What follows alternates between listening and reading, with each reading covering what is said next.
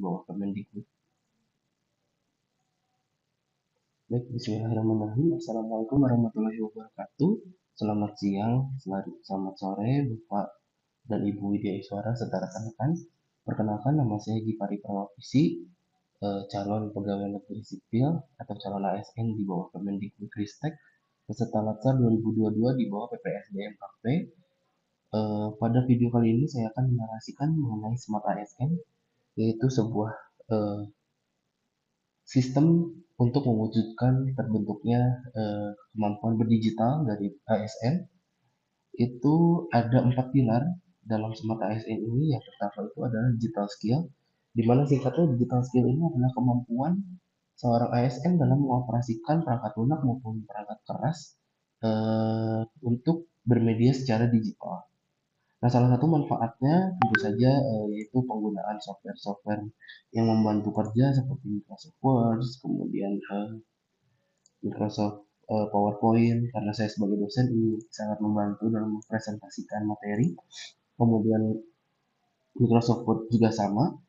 Ini adalah salah satu kemampuan menggunakan TIK, dan kemampuan berdigital yang sangat membantu adalah adanya search engine, di mana kita bisa menjangkau informasi yang sebelumnya kita harus memiliki effort lebih. Seperti misalnya kalau untuk mengetahui statistik import ekspor kita harus pergi ke BPS.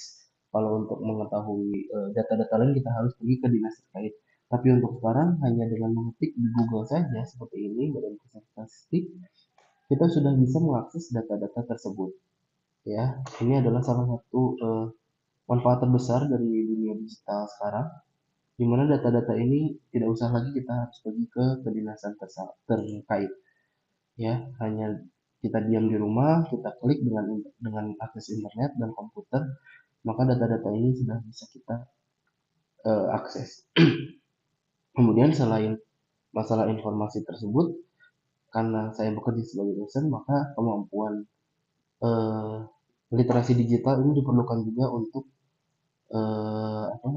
LMS atau Learning Management System dalam mengakomodasi semua kegiatan perkuliahan, termasuk mengakomodasi materi-materi, kemudian membuat format nilai dan lain-lain. Itu adalah salah satu fungsinya dari kita memanfaatkan teknologi digital yang ada sekarang ini. Dan tentu masih banyak fungsi-fungsi lain, manfaat-manfaat lain, seperti misalnya membuat bahan ajar di situs Canva, kemudian mengupload bahan ajar di YouTube dan lain-lain. Kemudian poin yang kedua di sini kita ada digital culture. Nah, digital culture ini adalah proses bagaimana kita memastikan bahwa berita-berita itu bukan hoax, ya.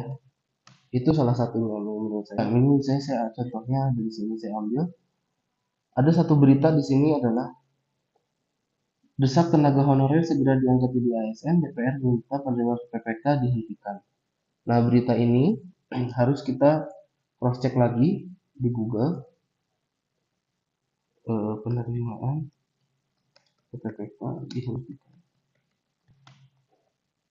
Nah, berita-berita ini harus kita cross check lagi, kita baca lagi dari banyak sumber.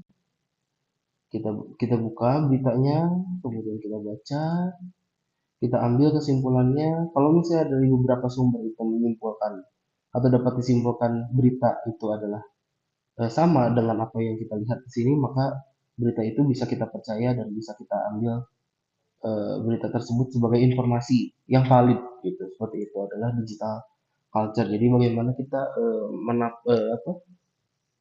jangan sampai kita ASN ini menjadi korban hoax atau kebohongan-kebohongan publik atau kebohongan-kebohongan yang disebarkan melalui media sosial.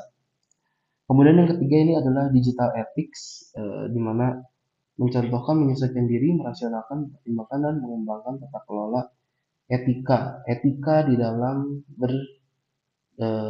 bermedia sosial atau di dalam dunia digital. Ini saya contohkan sebentar, tadi ada beritanya. Ya baik, ini adalah salah satu contoh berita di mana isinya adalah headline-nya adalah netizen samakan wajah Mbak Rara dengan Puan Maharani. Nah, ini adalah salah satu berita yang menurut saya ini sebagai seorang ASN yang baik, kita cukup tahu saja, maksudnya tidak usah terlibat dengan perdebatan-perdebatan yang terjadi di dalam postingan ini. Kita tahu berita ini, tapi karena berita ini tidak urgent atau tidak ada sangkut pautnya dengan kehidupan ASN, kita cukup tahu saja berita ini ada, lalu ya sudah, kalau bahasa gaulnya ya sudah di skip saja gitu. Kita kita lewati, tidak usah berurusan dengan berita ini, tidak usah disebarkan, kemudian tidak usah meladeni juga apabila ada peperangan atau pertikaian terjadi di media sosial ini kita skip aja. Itu adalah salah satu contoh penerapan beretika secara digital. Karena ini penting karena sekarang itu media sosial membuat semua segala terbuka dan transparan. Semakin banyak pemikiran, semakin banyak orang memiliki pandangan, semakin sering juga terjadi apa namanya debat atau diskusi yang memang kadang-kadang mengarah kepada suatu hal yang sebenarnya tidak perlu didebatkan. Yang terakhir ini adalah digital safety, yang mana ini bersangkut paut dengan keamanan digital kita, keamanan identitas kita. Jadi jangan sampai ada dari teman-teman atau saya yang mengupload data diri rahasia seperti kartu keluarga, KTP, segala macam itu ke media sosial. Karena itu adalah data pribadi yang harus dijaga. Begitupun kita sebagai ASN yang pada nanti saatnya kita menerima berkas dari masyarakat, itu kita pun harus menjamin kerahasiaan data tersebut.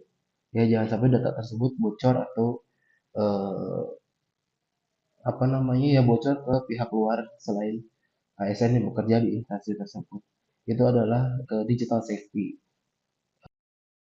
Baik, terima kasih. Itu adalah pemaparan dari saya. Kurang lebihnya saya mohon maaf. Wassalamualaikum warahmatullahi wabarakatuh.